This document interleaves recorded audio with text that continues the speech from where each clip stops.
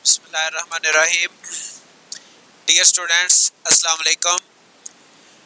Parallel and distributed computing में आज हम टॉपिक देखेंगे कंकरेंसी एंड सिंक्रोनाइजेशन। और ये कोर्स आउटलाइन में आप देख सकते हैं कि हमारा ये टॉपिक यहाँ मौजूद है, कंकरेंसी एंड सिंक्रोनाइजेशन। पहले कंकरेंसी का वर्ड पहले भी इस कोर्स में हमने डिस्कस किया है। जब कोई भी काम, कोई भी प्रोसेस एक ही वक्त में परफॉर्म हो रहे हो तो हम उनको कंकरेंट कहते हैं, कंकरेंट प्रोसेसेस। ठीक है जी। Concurrency is the tendency for things to happen at the same time in any system. किसी एक सिस्टम में चीज़ों का एक ही वक्त में चलना होना कंकरेंसी कहलाता है। और टेंडेंसी से मुराद यह है कि उसकी जो पॉसिबिलिटी है, जो उसकी potentially possibility. Concurrency is a natural phenomenon of course, यानी कि ये कोई ऐसा अबनॉर्मल सिचुएशन नहीं है। हमारे मतलब डेली रूटीन की बात है, बेशुमार प्रोसेस कंकरेंट चल रहे होते हैं। आपका एक ही वक्त में यू कैन से इलेक्ट्रिसिटी के ऊपर फैन भी चल रहा है, लाइट भी चल रही है, तो ये दोनों कंकरेंट हैं। इसी तरह से और भी कई जगहों पे कंकरेंट प्रोसेसेस चल रहे होते हैं। In the real world at any given time many things are happening simultaneously. जैसे आप ये देखें, ये हमारे पास अगर ट्रैफिक है तो ये कार्स जा रही हैं एक रोड पे, ठीक है जी। तो इनकी जो मूवमेंट है ये कंकरेंट है, राइट। एक ही वक्त में दोनों एक सिमत में ट्रैवल कर रही हैं। फिर ये तीनों इसके अपोजिट सिमत में ट्रैवल कर रही हैं, ठीक है। तो चीज़ों का, मामलात का, कामों का एक ही वक्त में, एक ही सिस्टम में, एक ही डोमेन में हैपन होना कंकरेंसी कहलाता है। बट समटाइम ये जो कंकरेंसी है इसकी वजह से प्रॉब्लम्स भी आती हैं। As you can see here in this diagram, ये जो गाड़ियां हैं,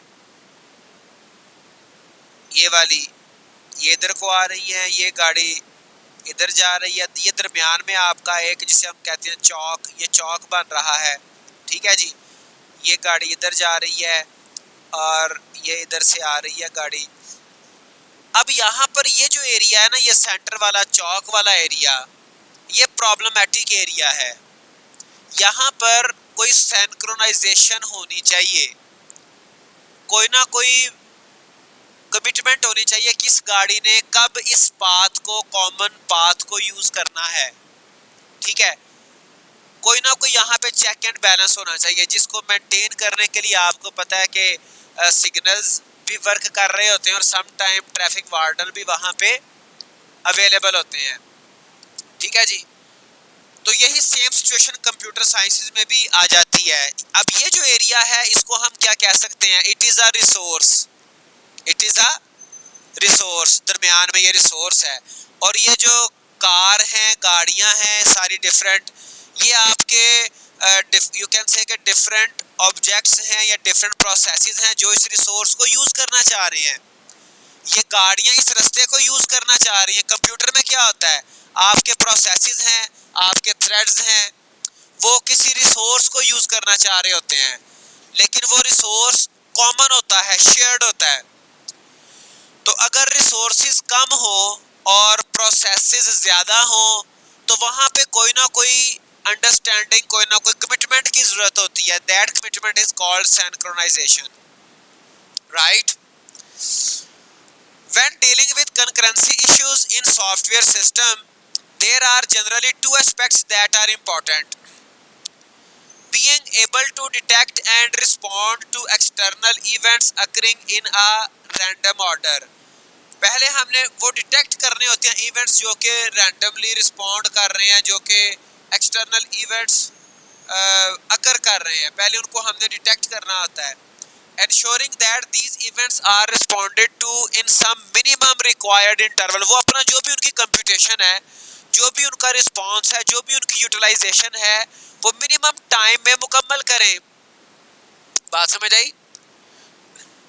जो हमारे public you can say washrooms होते हैं, आप मस्जिद में चले जाएं, वहाँ पे वज़ू के वक्त ख़ास तौर पे सर्दियों में क्या होता है, नमाजी बाहर वज़ू करने से या फिर रफ़ा हाजत से वो वेट कर रहे होते हैं, और वो जो कॉमन रिसोर्स है वो किसी ने बिजी किया हुआ है, वो किसी ने होल्ड किया हुआ है, तो उसको मिनिमम इंटरवल में फ्री करना होता है रिसोर्स को। तो ये दो इसकी इम्पॉर्टेंट एस्पेक्ट हैं। कंकरेंसी जब सॉफ्टवेयर में आएगी तो यानी कि जो हमारे इवेंट्स हैं, जो हमारे प्रोसेसेस हैं, उन्होंने रिसोर्स होल्ड किया, उसको मिनिमम टाइम में वो फ्री करेंगे। The challenges of designing concurrent system arise mostly because of the interactions which happen between concurrent activities। Different जो एक्टिविटीज़ हैं, टास्क हैं, प्रोसेसेस हैं, थ्रेड्स हैं, जब वो कंकरेंटली हैपन होती हैं और उनकी इंटरेक्शन होती है तो वहाँ पर हमें चैलेंजेस को सॉल्व करना पड़ता है, टैकल करना पड़ता है। When concurrent activities interact, some sort of coordination is required। coordination require होती है। जैसे मैंने आपको ट्रैफिक और वो जो सेंटर में एक चौक बन रहा है उसकी मिसाल दी है, एक मैंने आपको डेली रूटीन में मस्जिद की एग्जांपल दे दी, ठीक है जी। इस तरह की और बेशुमार एग्जांपल्स हो सकती हैं। This coordination also called as synchronization. तो उनकी जो कोऑर्डिनेशन है, कौन कब कितनी देर तक रिसोर्स को यूज करेगा और कब फ्री करेगा और फ्री करना चाहिए, ये कोऑर्डिनेशन सिंक्रोनाइजेशन कहलाती है, ठीक है जी। जैसे ये मैंने आपको एग्जांपल दी, तो आपको पता है जो सिग्नल्स लगे होते हैं उनका एक टाइमर सेट होता है, और सम टाइम किसी एक साइड को ज़्यादा टाइम एलोकेट किया गया होता है depending upon the traffic load. कोई एक साइड ऐसी होती है, फ़र्ज़ करें इस साइड पे कोई 3-4 कॉलेजेस हैं, वहाँ पे ज़्यादा ट्रैफिक का फ्लो है, तो इस साइड के सिग्नल को ज़्यादा टाइम अलॉट किया गया है। एनीवे, किसी भी तरह की कोई ना कोई कोऑर्डिनेशन सिंक्रोनाइजेशन रिक्वायर्ड होती है। बेसिक सिंक्रोनाइजेशन प्रिमिटिव्स कौन कौन से हैं? प्रिमिटिव हमारे ये प्रोग्रामिंग में ऐसा कोड होता है जिसको हम मज़ीद स्मॉलर, मज़ीद उसको डिवाइड नहीं कर सकते, एटॉमिक चंक ऑफ कोड को कहते हैं, जिसको मज़ीद हम रिड्यूस नहीं कर सकते। तो बेसिक हमारे पास सिंक्रोनाइजेशन प्रिमिटिव क्या क्या है हम जो यूज़ करते हैं। एक ही टाइप है म्यूचुअल एक्सक्लूजन, जिसमें लॉक्स, म्यूटेक्सेस, सेमाफोर, मॉनिटर्स वगैरह आ जाते हैं। एक है conditions, flags, condition variable, signal वगैरह। इसके अलावा भी कुछ टेक्निक्स हैं जो हम सिंक्रोनाइजेशन के लिए यूज़ करते हैं, लेकिन हम बात को इनसे समझ लेंगे इंशाल्लाह। म्यूचुअल एक्सक्लूजन से क्या मुराद है कि अगर एक इवेंट एक रिसोर्स को यूज़ कर रहा है तो दूसरा इवेंट, दूसरा प्रोसेस उस रिसोर्स को उस वक्त तक रिक्वेस्ट ना करे, उस वक्त तक यूज़ ना करे जब तक पहला प्रोसेस उस रिसोर्स को फ्री नहीं कर देता। Mutual exclusion is a property of concurrency control which introduce for the purpose of preventing race condition. Race condition क्या होती है, ये आपने ऑपरेटिंग सिस्टम में पढ़ा होगा, ये सारा फिनोमिनन आपने देखा होगा। रेस कंडीशन, डेडलॉक आपने देखा होगा, ठीक है जी। तो रेस कंडीशन को अवॉइड करने के लिए म्यूचुअल एक्सक्लूजन को यूज़ किया जाता है। It is the requirement that one thread of execution never enters a critical section while a concurrent thread of execution is already accessing critical section। जो आपका क्रिटिकल सेक्शन है, क्रिटिकल रिसोर्स है, उसको अगर कोई एक थ्रेड, एक प्रोसेस, कंप्यूटर साइंसेस की अगर बात करें, वो यूज़ कर रहा है तो दूसरा थ्रेड उस वक्त उस क्रिटिकल सेक्शन को यूज़ ना करे, उस क्रिटिकल सेक्शन में एंटर ना हो। अगर रियल वर्ल्ड की बात करें तो मैंने आपको ट्रैफिक एग्जांपल दी है और भी मुख्तलिफ, ठीक है जी। एक और ये देखें, ये हमारा क्रिटिकल सेक्शन है and it is a change room at some garment shop, ठीक है जी। Changing room initially lies vacant allowing people to enter the room and use it. तो परचेजिंग के लिए बेशुमार लोग अवेलेबल हैं, पर्सनस अवेलेबल है, बॉय ए एंटर होता है इस वेकेंट रूम में, चेंजिंग रूम में, वो ट्राई करता है कोई शर्ट, कोई जैकेट, ठीक है जी, कुछ भी। अब बॉय बी भी एंटर होना चाह रहा है। He also has purchased something, some clothes. He also want to try those clothes, but boy B should wait for the boy A. When boy A will vacant this resource, then boy B could enter the resource. ठीक है जी। तो ये है आपकी synchronisation. जब अब यहाँ पे देखिए सारे कॉन्सेप्ट आ गए। अब ये बॉय ए को मिनिमम टाइम, वो जो हमने 2 रूल देखे थे, बॉय ए को मिनिमम टाइम में ये जो क्रिटिकल स्पेस है, ये जो आपका मतलब जो आपका क्रिटिकल रिसोर्स है, इसको फ्री करना है, वेकेंट करना है कम टाइम में, ताकि कोऑर्डिनेशन के साथ सारे जो पर्सन्स हैं वो इजीली उसको यूज कर सकें। तो ये म्यूचुअल एक्सक्लूजन में ये सिचुएशन आती है। अब रेस कंडीशन क्या है? Race condition is an undesirable event that can happen when multiple entities access or modify shared resource in a system. जब वो एक ही वक्त में कोई shared resource को multiple persons, processes वो access कर रहे हो, तो वहाँ पे race condition जो है वो अकर कर जाती है, undesirable event वहाँ पे अकर कर जाता है। The system behaves correctly when these entities use the shared resource as expected. अगर वो expected behavior के तरह से वो यूज करें जैसा एक नॉर्मल बंदा एक्सपेक्ट कर रहा होता है, अगर उस तरह से वो यूज करें रिसोर्सेज को, फिर रेस कंडीशन नहीं आती। When race condition happens, the system may enter a state not designed for and hence fail. अब इसी सिचुएशन को, जिस सिचुएशन में सिस्टम इन्वॉल्व हो जाता है, एंटर हो जाता है, अनडिजायर्ड सिचुएशन, इसी को हम डेडलॉक कहते हैं। नॉट डिजाइंड फॉर, जिसके लिए सिस्टम डिजाइंड नहीं किया गया, इसी को हम क्या कहते हैं? डेडलॉक। और फिर ये टॉपिक बेसिकली ऑपरेटिंग सिस्टम का है, और हमने स्टार्ट पे ये शुरू से ये बात हम डिस्कस करते आए हैं कि हमारे पास जो पैरेलल हार्डवेयर होंगे, डिस्ट्रीब्यूटेड हार्डवेयर होंगे, उनको यूज़ करने के लिए हमें उनके साथ सॉफ्टवेयर भी चाहिए। तो हार्डवेयर के साथ इंटरेक्ट आपको पता ऑपरेटिंग सिस्टम करता है, ठीक है जी। तो ये टॉपिक्स हम डिटेल में ऑपरेटिंग सिस्टम में पढ़ते हैं। यहाँ पे सिर्फ एक रेफरेंस के तौर पे डिस्कशन मतलब हो रही है। तो वो जनाब ये जो रेस कंडीशन है, यही फिर सिस्टम के फेलियर की तरफ, डेडलॉक की तरफ, या सिस्टम हैंग होने की तरफ लीड कर जाती है। अब म्यूचुअल एक्सक्लूजन को हम किस तरह से अप्लाई करते हैं? म्यूटेक्स। अब म्यूटेक्स जो है ये इटसेल्फ म्यूचुअल एक्सक्लूजन का शॉर्ट है, और ये लॉक की एक टाइप है। अ लॉक और mutex is a synchronization primitive. ये सिंक्रोनाइजेशन के लिए एक चंक ऑफ कोड है जो यूज किया जाता है। is a mechanism that enforces limits on accessing a resource. ये रिसोर्स को एक्सेस के ऊपर लिमिट लगा देता है, ठीक है जी। मिसाल के तौर पे हमारे 5 रिसोर्सेज हैं, हर रिसोर्स को एक इवेंट या एक थ्रेड या एक प्रोसेस यूज कर सकता है। तो ये लिमिट लगाता है कि 5 रिसोर्सेज को 5 से ज़्यादा जो इवेंट्स हैं, जो प्रोसेसेस हैं, जो थ्रेड्स हैं, वो यूज करने की कोशिश ही ना करें, ताकि वो अनएक्सपेक्टेड बिहेवियर की तरफ जाएं ही ना, ताकि वो डेडलॉक की तरफ ना जाएं, ताकि वो रेस कंडीशन की तरफ ना जाएं। और ये कब होगा? When there are many threads of execution, तब ये म्यूचुअल एक्सक्लूजन अपना रोल प्ले करेगी। The first person to propose such primitive was Esker Dijkstra, who suggested a new data type called a semaphore.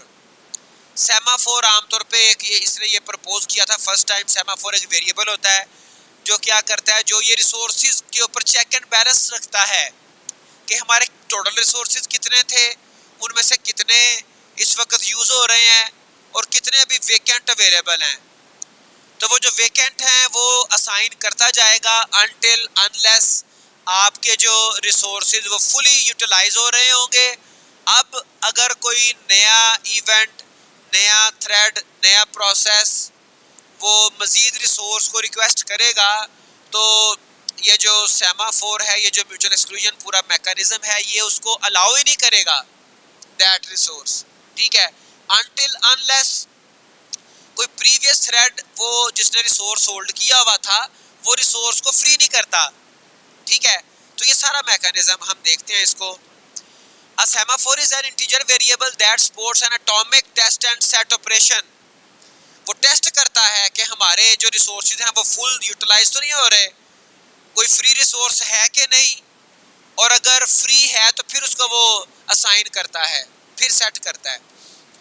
ये एक इंटीजर वेरिएबल है used to control access to a common resources by multiple threads and avoid critical section problem. ये critical section problem race condition से avoid करने के लिए use किया जाता है। A trivial semaphore is a variable that is changed, incremented or decremented or toggled depending on condition। अगर resource assign किया किसी नए थ्रेड को तो आपका सेमाफोर इंक्रीमेंट होगा। अगर किसी प्रोसेस ने, थ्रेड ने रिसोर्स फ्री कर दिया तो आपका सेमाफोर डिक्रीमेंट हो जाएगा। तो सम कंडीशन में ये टॉगल भी कर रहा होता है। अगर एक ही रिसोर्स है तो फिर वो फ्लैग्स की हमने पीछे पढ़ा था, फ्लैग का भी एक मैकेनिज्म है। अगर एक ही रिसोर्स है तो फिर ट्रू फॉल्स वो टॉगल करेगा। ठीक है, रेड ग्रीन लाइट टॉगल करेगा। ठीक है जी, अगर वो रिसोर्स आपका बिजी है तो वो रेड आपकी लाइट होगी या फिर वो आपका फॉल्स केस होगा, और अगर वो फ्री है तो फिर आपका ग्रीन सिग्नल होगा, ग्रीन लाइट होगी, या ट्रू केस होगा कि अब उसको कोई और प्रोसेस रिक्वेस्ट कर सकता है, यूज कर सकता है। More specifically if S is a variable of type semaphore then two atomic operations are supported on S। one is P of S and other is VS, V of S। ठीक है जी, अब PS और VS क्या है? ये Dutch words हैं। P का जो डच में जो वर्ड था ये था पैसरन, to pass, allow a resource to thread. P of S क्या करता है? ये किसी एक थ्रेड को रिसोर्स अलाउ करता है, और V of S क्या करता है? ये रिसोर्स रिलीज करता है। ठीक है जी, ये रिसोर्स रिलीज करने के साथ जो भी उसके साथ डिफरेंट इश्यूज हैं वो भी टैकल कर रहा होता है। जब रिसोर्स किसी को पास करना है, किसी थ्रेड को असाइन करना है, तो उस वक्त जो आपका सेमाफोर है उसमें इंक्रीमेंट भी होता है, वन इंक्रीमेंट। एक रिसोर्स असाइन हुआ तो एक उसमें रिसोर्स सेमाफोर में इंक्रीमेंट हो गया। मिसाल के तौर पे आपके, जैसे मैंने आपको पहले भी बताया, फर्ज करें 10 रिसोर्सेज हैं। ठीक है जी, तो S में इस वक्त करंटली वैल्यू है 90, एक और रिसोर्स असाइन हो गया 91 हो जाएगी, रिसोर्स असाइन भी हो जाएगा और सेमाफोर की वैल्यू 91 हो जाएगी। फिर 92, 93, मीनवाइल एक रिसोर्स आपका वेकेंट हुआ तो वो एक डिक्रीमेंट हो जाएगा, और ये प्रोसेस चलता रहता है, ये सारा मैकेनिज्म चलता रहता है। The operation PS achieves the following in an atomic manner। किस तरह से ये सिंपल सा उसका प्रोग्रामिंग कोड कैसे हो सकता है? If S is greater than 0, अगर S 0 से ज्यादा है, यहाँ पे ये समझ आ रही है कि उसने रिसोर्सेज को डिक्रीमेंट करवाया हुआ है। अगर रिसोर्सेज हमारे सेमाफोर 0 से ज्यादा है, अगर रिसोर्सेज हमारे अभी 0 से ज्यादा है, मतलब अभी हमारे पास अवेलेबल हैं टू असाइन, तो क्या होगा? Decrement S, else wait for S to become positive. Resource अगर अवेलेबल है तो एक पहले रिसोर्स को आप डिक्रीमेंट करेंगे, 100 थे उसमें से एक आप डिक्रीमेंट कर दोगे, और फिर अगर ऐसा नहीं है तो फिर S को वेट करना पड़ेगा जब तक रिसोर्स आपका पॉजिटिव नहीं होता, जब तक कोई रिसोर्स वेकेंट नहीं होता। तो एक तो आपका सेमाफोर मैनेज हो रहा होगा, और जो आपका V of S है असाइनिंग, उसमें क्या होगा? If thread waiting for S assign one of them, decrement करने के बाद उसे असाइन कर दिया जाएगा, और अगर वो वेट नहीं कर रहा तो फिर उसमें इंक्रीमेंट कर दिया जाएगा।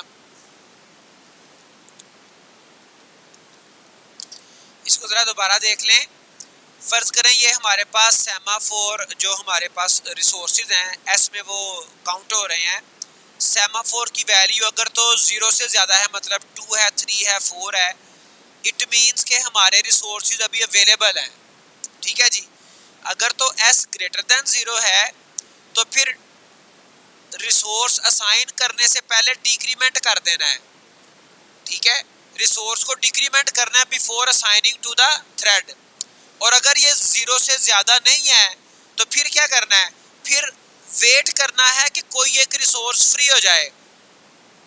ठीक है, जैसे मैंने आपको अभी एग्जांपल दी थी डिफरेंट रिसोर्सेज की, वॉशरूम की मैंने मस्जिद की एग्जांपल दी है। अगर तो कोई रिसोर्स अवेलेबल है तो एक पर्सन वॉशरूम में चला जाएगा और आपके जो वॉशरूम है वो डिक्रीमेंट हो गए। मिसाल के तौर पे आपके 5-7 वॉशरूम में बाहर एक बंदा बैठा हुआ है, वो उसको टैकल कर रहा है और वो उसे पता है कि पहले 3 बंदे गए हुए हैं अंदर, एक आएगा तो वो एक भेज देगा या 2 भेज देगा। तो उसी सिनेरियो में अगर आप इसको समझें तो हमारे पास सेमाफोर की वैल्यू क्या है जी, 4। इट मीन्स के अभी 4 रिसोर्सेज हमारे पास पड़े हुए हैं जो हम असाइन कर सकते हैं। अगर तो इसकी वैल्यू 0 से ज़्यादा होगी तो वो S को डिक्रीमेंट करेगा, और अगर ज़्यादा नहीं है तो फिर उसे वेट करना पड़ेगा जो हमारा थ्रेड है कि वो कोई रिसोर्स वेकेंट हो ताकि यूज़ किया जा सके। इसके पैरेलल में VOFS भी चल रहा है, ये अकेला नहीं चल रहा, VOFS इसके पैरेलल में चल रहा है। पैरेलल में कैसे कि if thread waiting for S, अगर कोई थ्रेड वेट कर रहा है रिसोर्स का तो उसको आप असाइन करोगे, और अगर वेट नहीं कर रहा था वैसे ही असाइन किया तो फिर आप इंक्रीमेंट कर दोगे। ठीक है जी, इजाफा कर दोगे, हमारा रिसोर्स अब जो है वो वेकेंट हो गया, फ्री हो गया। तो ये मैकेनिज्म चलता रहेगा किस तरह से कि आपका एक थ्रेड है, कोई भी थ्रेड वो रिसोर्स डिफरेंट यूज़ कर रहा है, उसमें POFS भी चल रहा है और VOFS भी चल रहा है। जब POFS चलेगा तो वो अगर इसको मैनेज नहीं करेगा तो क्रिटिकल सेक्शन में एंटर हो जाएगा। अगर वो रिसोर्स को रिलीज करेगा तो वो क्रिटिकल सेक्शन को लीव कर रहा होगा। ठीक है जी, एंटर क्रिटिकल सेक्शन और लीविंग क्रिटिकल सेक्शन, ये हर एक थ्रेड के साथ ये मैकेनिज्म चल रहा होगा जितने भी आपके क्रिटिकल रिसोर्सेज होंगे उनके लिए। अब रिसोर्सेज हमारे पास 2-3 तरह के मेजर जो रिसोर्सेज हैं कंप्यूटर में प्रोसेसिंग में, एक आपका CPU है, एक आपकी रैम है। तो उसके ऊपर ये POFS और VFS काम कर रहे होंगे, बिल्कुल वैसे ही जैसे ये हमारे पास एक रिसोर्स था, इसमें POFS और VFS असाइनिंग ऑफ रिसोर्सेज और उसको वेकेंट करना, एंटर होना क्रिटिकल सेक्शन में और लीव करना क्रिटिकल सेक्शन को, सारा प्रोसेस चलता रहेगा। और मीनवाइल आपका जो S है वो अकॉर्डिंगली इंक्रीमेंट या डिक्रीमेंट होता रहेगा। अब अगर थोड़ा सा हम कोर्स आउटलाइन को देखें तो कोर्स आउटलाइन में आगे चल के ये shared memory programming, threads, Pthreads, locks and semaphore, तो यहाँ पे हम ये सारे कॉन्सेप्ट इंशाल्लाह ताला प्रैक्टिकली भी देखेंगे, इनको प्रोग्रामिंग लैंग्वेज में इम्प्लीमेंट करके भी देखेंगे। तो आज के लिए इतना ही, टेक केयर, अल्लाह हाफिज़।